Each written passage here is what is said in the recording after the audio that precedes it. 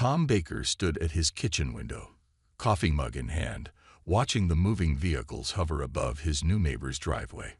He had seen aliens before. Everyone had since first contact 15 years ago. But having one move in next door was different. The property had been empty for months, and Tom had gotten used to the quiet. The moving robots efficiently carried boxes and furniture into the house while their new owner supervised. Tom couldn't help but stare at his new neighbor, a tall, purple-skinned being with 4 arms and shimming scales that caught the morning sunlight. The alien wore what looked like a business-casual outfit, though the cloth seemed to ripple like water.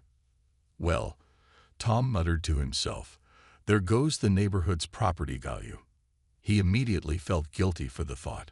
The interstellar immigration program had been a huge success, and most alien residents were model citizens. Still, change wasn't easy. Later that afternoon, Tom's doorbell rang. He opened it to find his new neighbor standing there, all 4 hands holding different housewarming gifts. A pot of something that looked like cookies, a glowing plant, a bottle of what appeared to be wine, and a standard Earth welcome card. "Greetings, I am Blue," the alien said in perfect English, their voice melodious and gentle. "I thought it would be proper to introduce myself to my nearest dwelling companion." Tom blinked, surprised by how normal Blue sounded. "I'm Tom Baker. Welcome to Maple Street."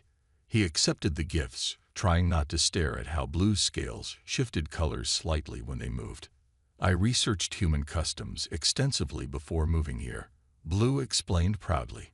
"The cookies are made with Earth ingredients and are completely safe for human consumption. The wine is from my homeworld, but has been certified for human biology. The plant is a traditional gift from my people. It responds to positive emotions by glowing brighter." Tom found himself smiling despite his earlier reservations. "That's really thoughtful, thank you. Would you like to come in for coffee? Or, do you drink coffee?" "I would be delighted. Coffee is one of your planet's greatest achievements. My species can actually process caffeine quite efficiently." As they sat in Tom's kitchen, he learned that Blue worked as a xenobotanist, studying how Earth plants could be adapted for other worlds. The conversation flowed surprisingly easily. Blue had a dry sense of humor and seemed genuinely interested in learning about human customs. Over the next few weeks, Tom observed Blue settling into the neighborhood. The alien's front yard gradually transformed into something out of a science fiction magazine. Perfectly trimmed grass remained, but among it grew plants that seemed to dance in invisible winds. Some changed colors throughout the day, while others emitted soft, pleasant fragrances that drifted through the neighborhood. Other aliens occasionally visited Blue, but they always seemed very formal and polite. Blue explained they were colleagues from the Botanical Research Center. Tom noticed they always seemed to bow slightly when greeting Blue, though Blue never mentioned why. Everything seemed perfectly normal until one evening when Tom was grilling on his back porch. A strange humming sound caught his attention. It was coming from Blue's yard, but it wasn't unpleasant, more like a distant song that you could feel more than hear.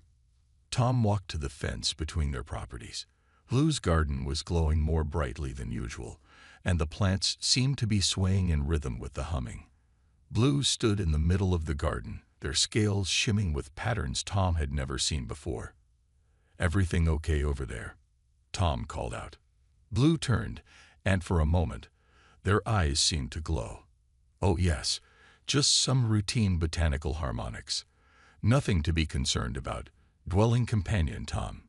But something in Blue's voice sounded different, almost excited or nervous. Tom couldn't quite put his finger on it, but as he went back to his grilling, the humming grew louder, and he could have sworn he saw more of Blue's plants starting to glow with a pulsing light that matched the mysterious sound. Something was definitely changing in the neighborhood, and Tom had a feeling his life was about to get a lot more interesting. Tom woke up early the next morning to a strange sight. His bedroom window, which faced Blue's yard, was filled with a soft, pulsing glow. He rubbed his eyes and looked again. Overnight, Blue's perfectly maintained lawn had become covered in mushrooms, but not any mushrooms he'd ever seen before. These fungi were bioluminescent, glowing in shades of blue and purple. They formed perfect circles across the lawn, like someone had carefully planned their placement. As Tom watched, the mushrooms seemed to pulse with light in a synchronized pattern. "That can't be normal," he muttered, quickly getting dressed and heading outside. He wasn't the only one interested in the new garden addition. 3 other aliens stood on the sidewalk, looking at Blue's yard with what Tom thought might be excitement. They were different species. One looked like a walking crystal, another had features like a giant praying mantis, and the third reminded Tom of a very tall otter. The crystal alien noticed Tom and made a sound like wind chimes. "Ah, the dwelling companion. How fortunate you are." "Fortunate?" Tom asked, confused. "What's going on with those mushrooms?" The mantis-like alien clicked its mandibles. "It is the great blooming. We had heard rumors that one of our cosmic friends was approaching their time, but to have it happen in our neighborhood." Before Tom could ask what that meant, all 3 aliens hurried up to Blue's front door. Each carried what looked like gifts, boxes wrapped in shimmering materials that seemed to change shape and color. They left the packages on Blue's doorstep, made elaborate bowing gestures, and quickly departed. Throughout the day, more aliens visited, each leaving gifts.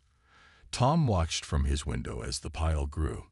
Some packages glowed, others hummed, and a few seemed to float slightly above the ground. Around noon, Tom finally saw Blue emerge. His neighbor's appearance had changed dramatically.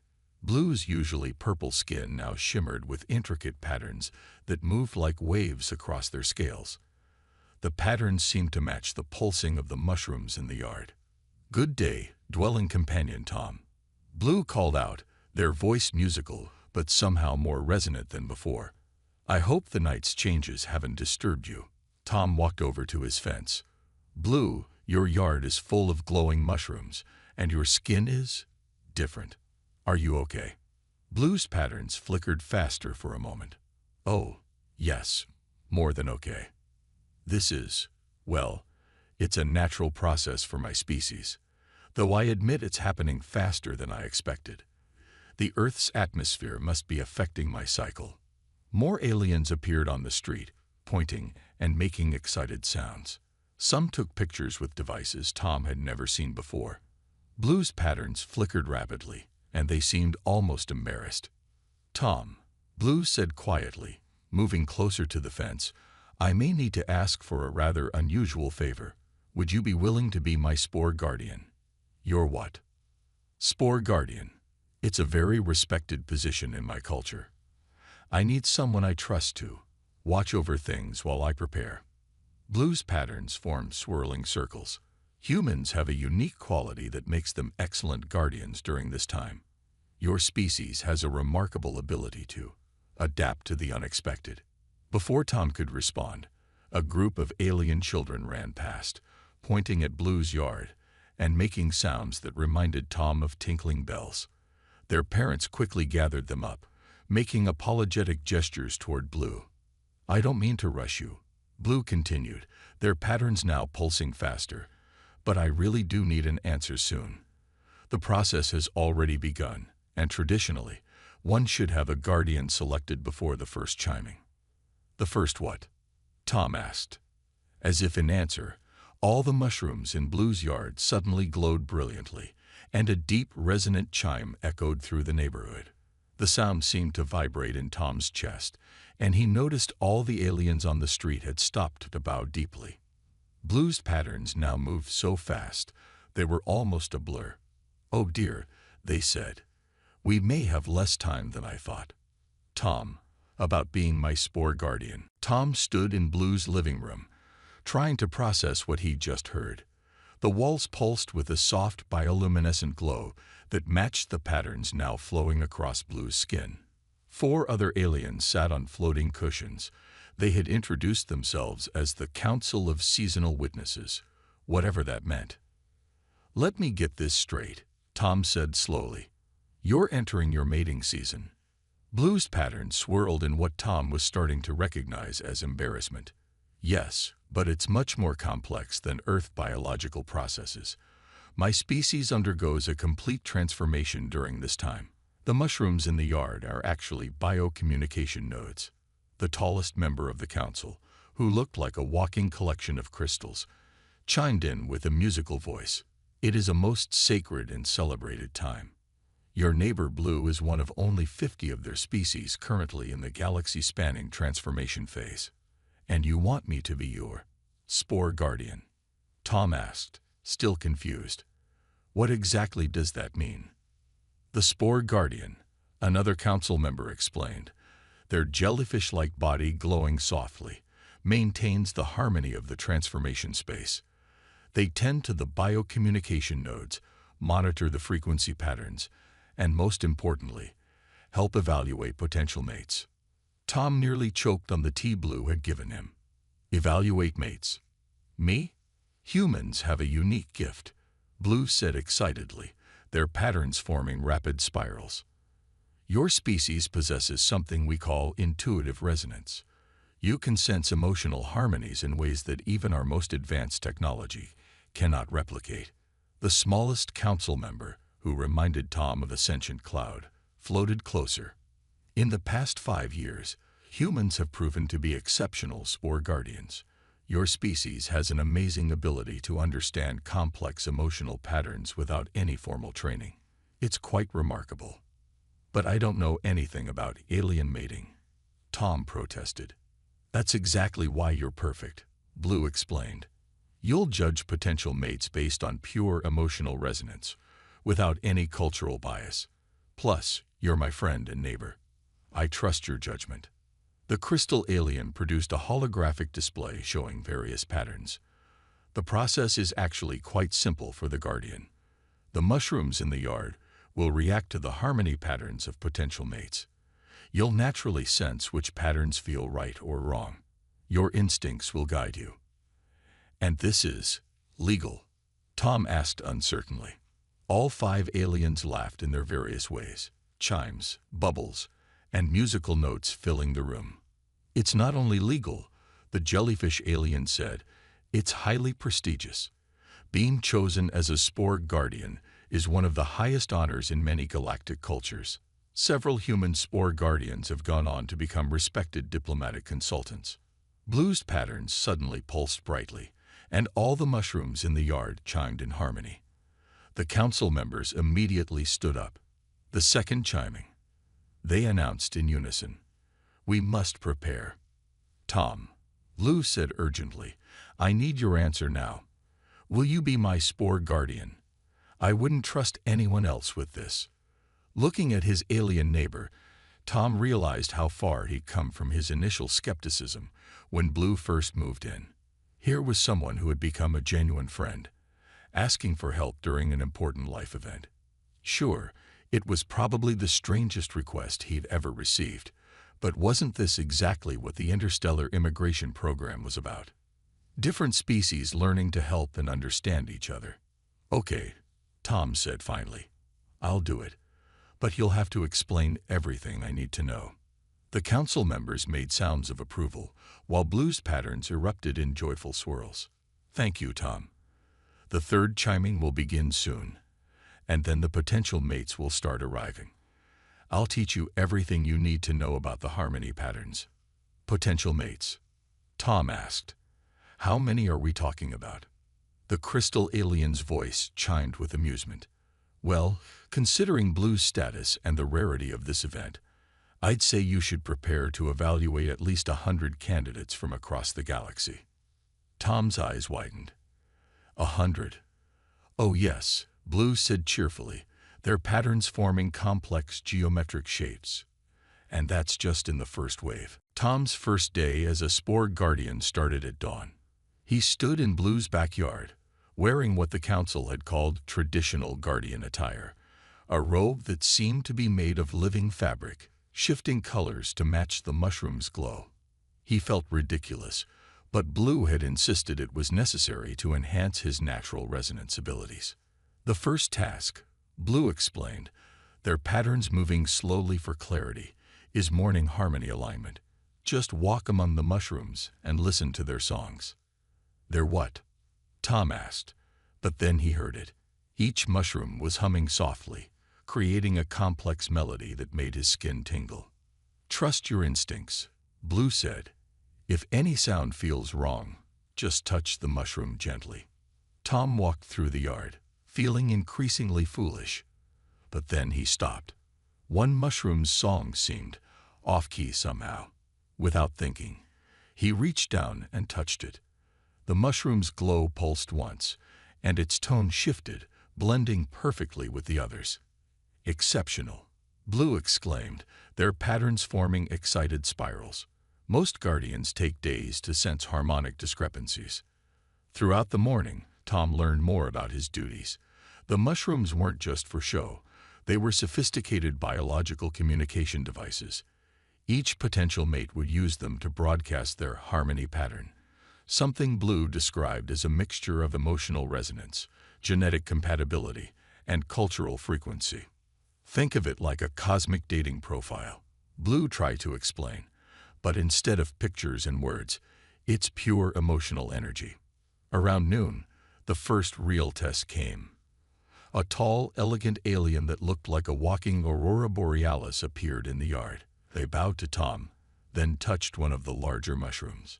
Immediately, the entire yard lit up with new patterns and sounds. Tom felt something. The harmony was beautiful, but something felt superficial about it, like a song that was technically perfect but lacked heart. "I don't think." Tom started hesitantly.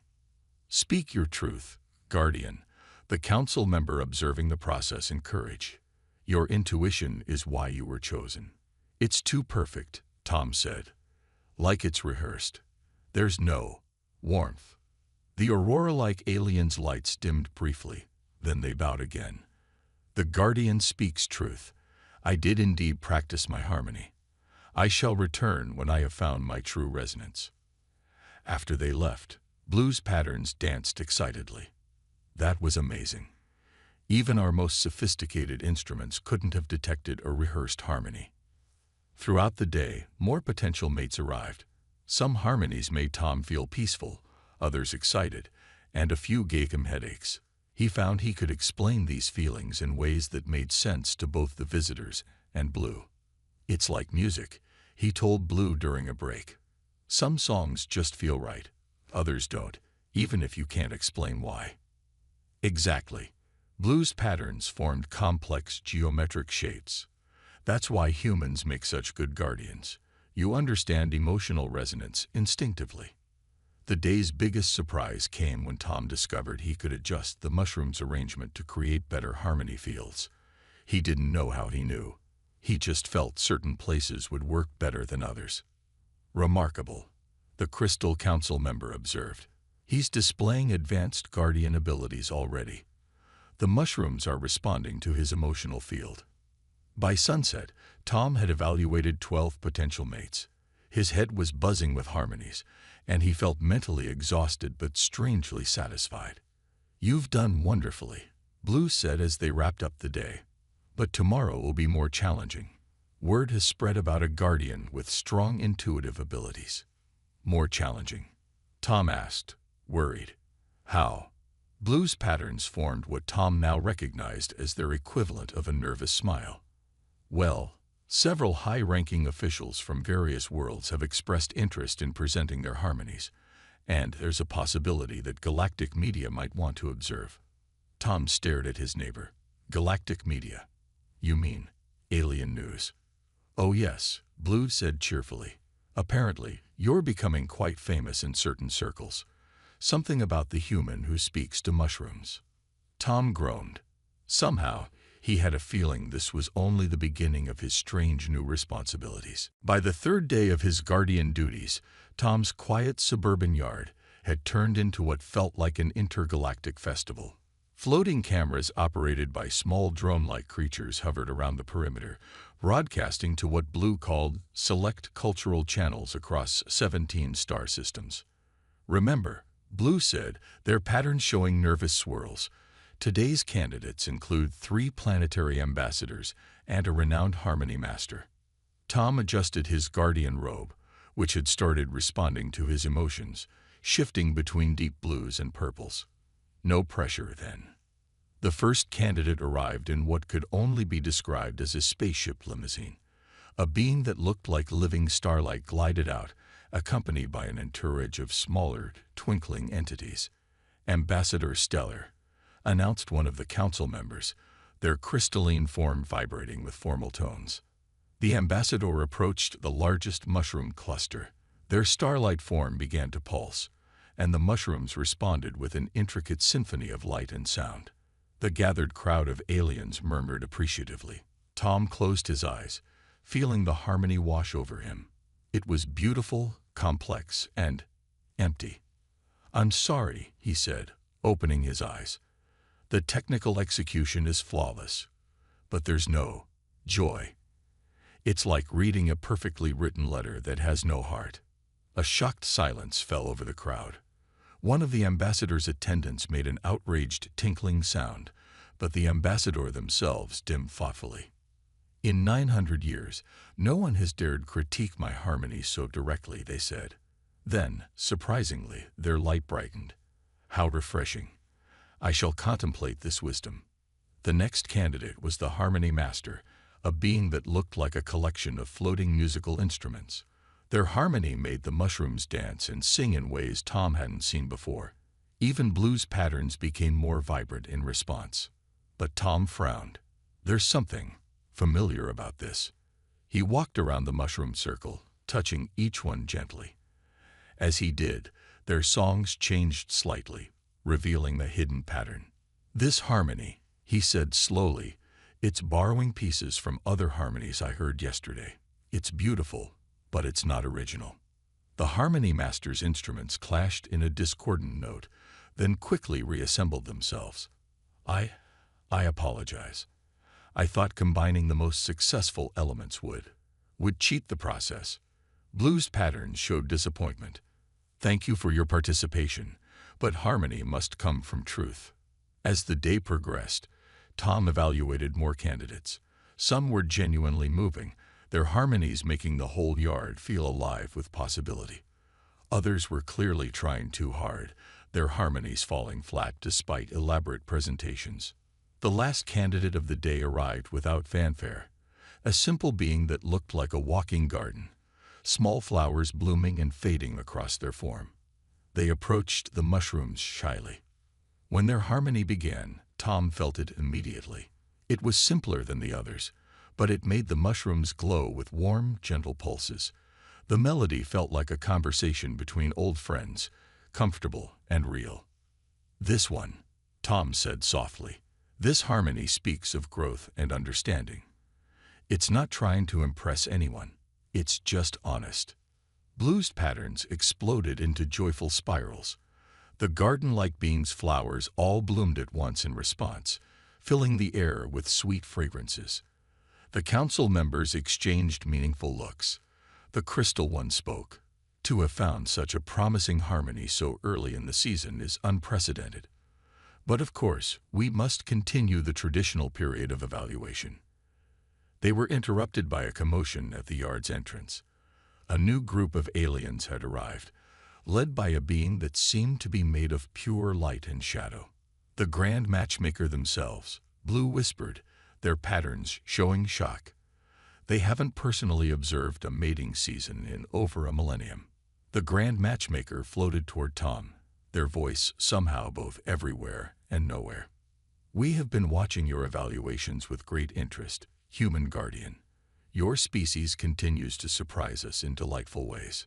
Tom looked at the growing crowd, the floating cameras, the Grand Matchmaker, and the mushrooms still glowing with the garden being's harmony. He had a feeling things were about to get even more complicated. The arrival of the Grand Matchmaker changed everything. Tom's small suburban neighborhood had become the center of galactic attention overnight. News crews from Earth finally caught wind of the story, and now human reporters stood alongside their alien counterparts, all trying to understand what made a regular guy from suburbia so special. "Mr. Baker," a reporter from Global News asked, holding up a microphone, "how does it feel to be the first human to receive the Grand Matchmaker's personal attention?" Before Tom could answer, a floating orb of light translated his newest title. The proper term is Harmony Whisperer. It's a sacred designation given to only 7 beings in known space. Tom stood in Blue's yard, which had somehow doubled in size overnight. He suspected alien technology, but decided not to ask. The mushrooms now formed elaborate patterns, their glow visible even in daylight. His guardian robe had evolved too, now shimmering with deep cosmic patterns that matched his emotional state. I just listened to the mushrooms, Tom tried to explain to the gathered media. Anyone could do it. The Grand Matchmaker, their form shifting between light and shadow, made a sound like distant wind chimes. Modesty, another fascinating human trait. But you do far more than listen, Harmony Whisperer. You understand the language of the heart across species barriers. Blue, whose patterns had become increasingly complex over the past days, moved to stand beside Tom. My neighbor has shown remarkable insight. His evaluations have been invaluable. The garden being whose harmony had impressed everyone yesterday was still present, their flowers now forming patterns that somehow complemented Blue's. Tom noticed this and smiled. Some things didn't need translation. A delegation of alien diplomats arrived next, their various forms creating a living rainbow in the yard. Their spokesperson, a being that looked like a collection of floating crystals, addressed the crowd. In light of this success, we propose establishing the Human Guardian Training Program. Already, 3,000 aliens across the galaxy have requested human guardians for their own mating seasons. Tom nearly choked on his coffee. 3,000. The crystal diplomat continued. Furthermore, property values in human neighborhoods have increased by 400% due to aliens hoping to find their own. Tom Baker. Local real estate agents are going to love that, Tom muttered, making Blue's patterns swirl with amusement. The Grand Matchmaker raised their form, commanding attention. We have observed something unprecedented here. The human capacity for emotional understanding, combined with their natural adaptability, has opened new possibilities for interspecies harmony. Tom watched as more potential mates arrived, each waiting patiently for their turn. But he noticed something interesting. Many of them were now talking with humans from the neighborhood who had come to watch. Cultural barriers seemed to be dissolving right in his front yard. Mrs. Johnson from across the street was teaching a group of floating light beings about gardening. The alien children who had watched earlier were now playing an improvised game with human kids, their different forms no barrier to fun. You've started something remarkable, Blue said softly to Tom. This is more than just about finding my mate now. You've shown that humans have a gift for bringing species together.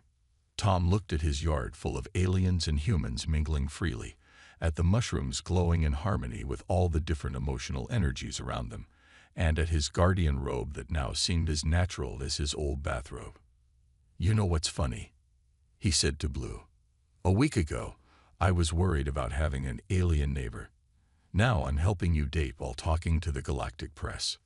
Blue's patterns formed what Tom now recognized as their equivalent of laughter. And tomorrow will be even more interesting. Why? What's happening tomorrow?